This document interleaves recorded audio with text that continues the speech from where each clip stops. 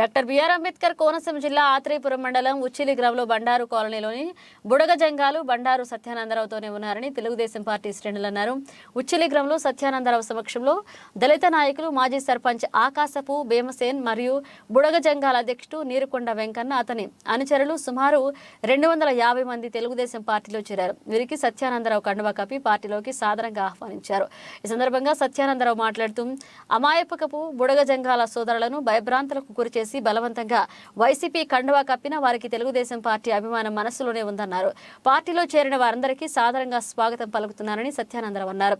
మీకు ఎలాంటి కష్టం వచ్చినా మీ తరపున పోరాడడానికి నేను సిద్ధమని సత్యానందరావు హామీ ఇచ్చారు. రాబోయేది తెలుగుదేశం జనసేన పార్టీల ఉమ్మడి ప్రభుత్వమని, మన ప్రభుత్వం వచ్చాక మీ కాలనీలో ఎటువంటి పనులైనా పూర్తి చేస్తామని సత్యానందరావు హామీ ఇచ్చారు. ఈ కార్యక్రమంలో కొత్తపేట నియోజకవర్గంలోని 4 మండలాల మరియు ఆత్రేయపురం మండలం ఉచ్చిలి గ్రామ తెలుగుదేశం పార్టీ నాయకులు, కార్యకర్తలు, యువత, మహిళలు పాల్గొన్నారు.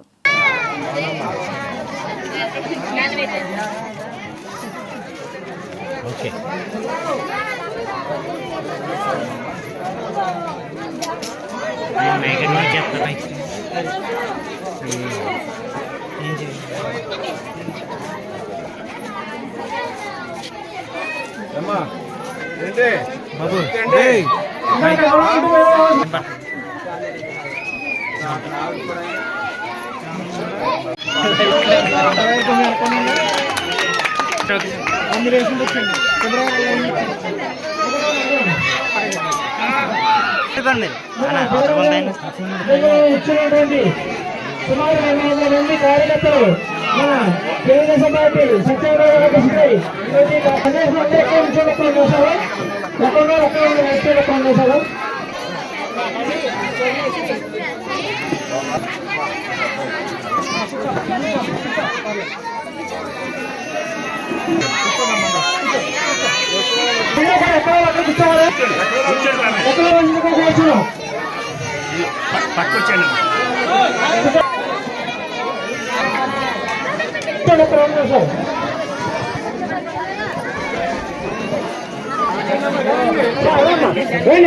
ముందుకు అందరూ కూడా ఎవరు జెండా వేసిన కూడా ఒక 5 నిమిషాలు కూర్చోవాలంటే కూర్చోండి. దాన్ని మీరు కూడా వచ్చండి ముందుకి.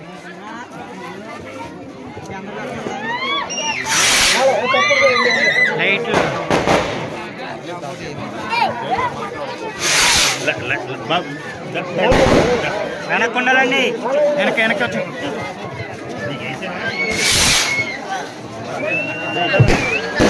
పైకి లైట్లు పైకి ఇలా వేసిరండి. ఇంకా భాస్కర్ ఇది ఇక్కడ ఆయన ఉన్నాడు. హృదయపూర్వకంగా తెలుగుదేశం పార్టీలోకి మాజీ సర్పంచ్, సీనియర్ నాయకుడు, దళిత నాయకుడిగా ఈ ప్రాంతానికి ఎనలేనటువంటి కృషి చేశాడు. సర్పంచ్ గా మంచి అభివృద్ధి కార్యక్రమాలు చేశారు. ఈనాడు మరి తెలుగుదేశం పార్టీ వల్ల రాష్ట్రం గురించి, ప్రజల గురించి, అభివృద్ధి గురించి మరి నా మీద అమ్మారది పార్టీలో చేరడానికి ముందుకు వచ్చిన మాజీ సర్పంచ్ శ్రీ సీనియర్ భీమసేని గారిని హృదయపూర్వకంగా తెలుగుదేశం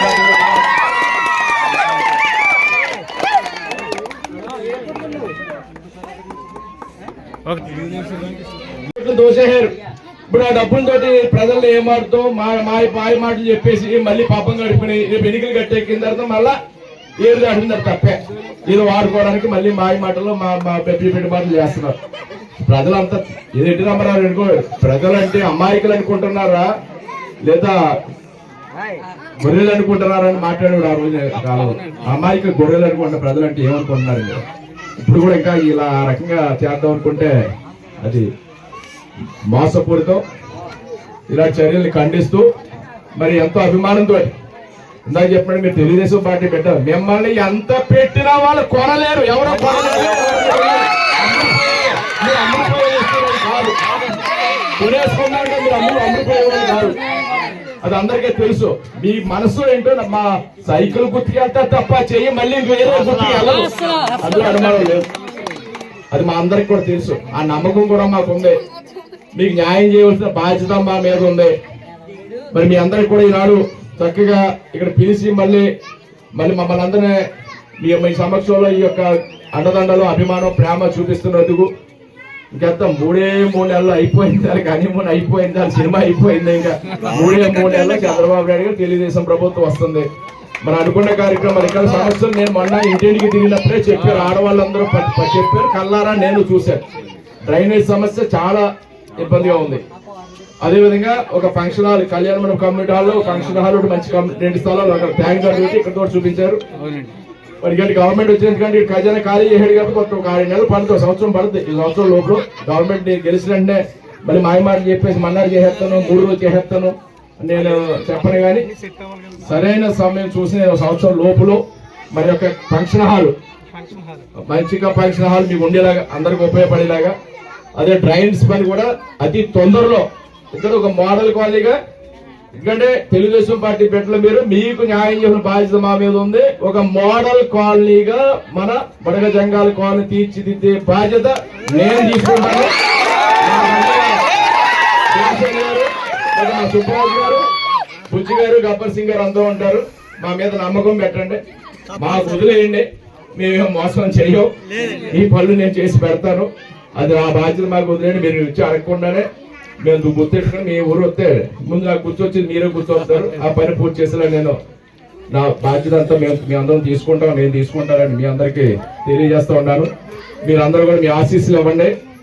ఇంకా రాష్ట్రం ఎలా ఉందో చూస్తున్నాం. ఇలాంటి ముఖ్యమంత్రి వస్తాడు, రాష్ట్రం ఎలా అయిపోతుందని ఎవరు అనుకోలేదు. చాలా మంది మహానుభావులు, ఇప్పుడు ఆ తండ్రి చేశాడు, మన తప్పే ఉండలేదు. అదే 4 పథకాలు ఇట్టాడు, తిరిగి చెప్పుకుంటున్నాం. రాజశేఖర రెడ్డి అయితే 4 పథకాలు ఇట్టాడు, బాగా చేశాడండి. మనకి అపోజిషన్ పార్టీ అయినా మనం గౌరవించుకుంటాం, మంచి చేసిన చెప్పుకుంటాం. అలాగే ఇప్పుడు ఎన్టీ రామారావు చెప్పుకుంటాం, చంద్రబాబు చెప్పుకుంటాం, అలాగే కిరణ్ కుమార్ రెడ్డి గారిని చెప్పుకుంటున్నాం. కానీ ఈ ముఖ్యమంత్రి మాత్రం ఈ రకంగా ఇంత విధ్వంసం రాష్ట్రం అందరూ తీసుకుంటూ వెళ్తున్నారు. మీరు అందరూ చూడండి, చూడండి అని చేస్తున్నారు. అందరూ చూడండి అమ్మా, పెద్ద ఎత్తున మరి ఈనాడు ఇక్కడ అందరూ మా అక్క చెల్లెళ్ళు, అన్నదమ్ములు అందరూ కూడా పార్టీలో చేరడానికి రావడం చాలా శుభ పరిణామం. అలాగే భీమసేన్ గారు కూడా ఈనాడు పార్టీలో చేరడం చాలా అభినందనీయం. ఒక మంచి కార్యక్రమాన్ని ఈనాడు అందరూ ఫోటోలు చూడండి అమ్మా, అలాగే చూస్తున్న లైటింగ్ లో చూడండి. అలాగా ఆ కెమెరా చూస్తే కాలవతల ఉన్న గాడించి మా బుడగా జంగాలనే విషయంలో ఎప్పుడైనా ఎవరైనా కలగ చేసుకోకుండా మన ఇందుకూరు ఇస్మనారాజు గారు కలగ చేసుకొని ఇక్కడ 3 సంవత్సరాలు 10 సంవత్సరాలు అయినప్పటికైనా ఇక్కడ స్థలాలు రప్పించి బండారు సత్యానంద గారు మనకి ఇక్కడ స్థలాలు ఇచ్చారు. ఈ స్థలాలు ఇచ్చిన దాని మీద మనం అవతల నుంచి ఇవతలకు వచ్చి ఇక్కడ బాకలో పందుర్లు వేసుకొని మన కట్టుకొని నిలబెడుతున్నాం. ఇక్కడ జరిగిన ప్రతి ఒక్కటి కూడా మనకే సిమెంట్ రోడ్లు కానీ, కరెంటు కానీ, ఒక వాటర్ పైపులు కానీ అన్ని జరిగినంత తెలుగుదేశం పార్టీలోనే జరిగినాయి.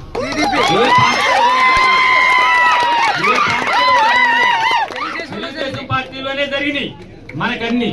ఈ లోపట్లో గబ్బర్ సింగ్ గారు ఈ లోపట్లో రాత్రి మాట్లాడేందుకు కూడా 3 స్తంభాలు వేసారట వైఎస్ఆర్ రోడ్, తర్వాత కంకర్ రోడ్డు పోసారు. అంతకు మించి ఇంకేమీ లేదు. రాత్రి ఉన్న విషయం కూడా మా ఉన్నోళ్ళు చెప్పేశారు. ఏమని అక్కడ 50,000 ఇచ్చారని, ఇక్కడ 2 లక్షలు వస్తాయని అక్కడ కూడా చెప్పేశారు. నిజమాబద్ధం అండి, చెప్పేశారు. తర్వాత కంపెనీలు చూపించాం, పునాదేసింది, అది రెడీ చేస్తున్నారు. ఇంక ఏం కావాలన్నా ఏం చెయ్యాలన్నా మన బండారు సత్యానందం గారు, సుబ్బరాజు గారు, గబ్బర్ సింగ్ గారు మనకి ఏం కావాలని అక్కడికి వెళ్ళి అడిగే బాధ్యత మనదే. ఆయన చేసే బాధ్యత వారికి. అందుచేత దేనికైనా ఎప్పుడైనా మనం వేసేది మాత్రం సైకిల్కే.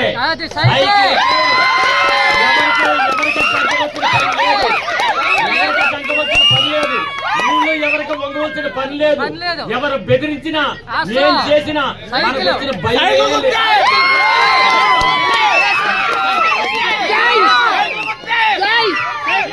చాలా ఘోరాతి ఘోరంగా రాష్ట్రం నష్టపోయింది. దీన్ని సరిదిద్దుకోవాలి. మీ అందరూ కూడా రేపు దగ్గరలో ఎన్నికలు ఉన్నాయి. ఆ ఎన్నికల్లో మంచి మెజార్టీని అందివ్వండి. ఎవరైనా చెప్పి నమ్మొద్దు, ఎవరు వస్తుంది అని మీ భయపడక్కర్లేదు. మీకు అన్నగా మీ ఎదర మేము ఉండాలి. ఎవరైనా మీ జోడికి పథకాలు కానీ మీ కానీ ఎవరో తీసే తమ్మలేదు. అలాంటి పిచ్చి పిచ్చి పనులు ఎట్లా ఫోన్ చేస్తాం తగాదాలు కాటకాలు చేస్తారు. అది మీరేమి లెక్క ఎక్కలేదు. ఇదివరకు నేను చాలా శాంత స్వభావంగా వెళ్ళాను. ఎందుకంటే నాయకుడు అన్నోడు శాంతంగా ఉంటే ప్రజలు కూడా కంట్రోల్లో ఉంటారు. కానీ ఇలాంటి మనుషులు చూసాక మాకు కూడా కోల్పోయే ఇబ్బంది వస్తూ ఉంది. ఎందుకంటే వాళ్ళు చేసే పనులు అలా ఉన్నాయి. అదే దానికి ఎవరైనా వాళ్ళకి చేస్తే వాళ్ళు తగ్గట్టుగానే మనం సమాధానం చెప్తామని తెలియజేస్తూ, నేను మనసులో మాట అంటే నేను స్వచ్ఛంగా మనసులోంచి మాట్లాడుతున్నాను. నేను దాచుకుని బాయి చేసేద్దామని కదా. మనసులో స్వచ్ఛమైన మనుషులు లేరు. స్వచ్ఛమైన మనుషులు స్వచ్ఛమైన మాట మాట్లాడతారు. అది మాకు తెలుసు ఎవరైటువంటి వాళ్ళు ఏంటో. ఇది 7 ఎలక్షన్లు చూశాను. 40 ఏళ్ళ నుంచి చూస్తున్నారు. మనుషుల యొక్క మనసు ఏంటనేది తెలియకుండా ఉన్నాం. మీకు స్వచ్ఛమైన మనసు, అందరూ కల్మషం లేని మనుషులు మీరు. మీకు ఆదుకోవాల్సిన బాధ్యత, న్యాయం చేయవలసిన బాధ్యత మా మీద ఉంది. తప్పకుండా న్యాయం చేద్దాం. మీ సమస్యలు ఇక్కడ ఏదైతే చెప్పారో మీరు అడగకుండానే చేసే బాధ్యత మాదని తెలియజేస్తూ మీ అందరికీ హృదయపూర్వకంగా తెలియజేస్తున్నారు. నేను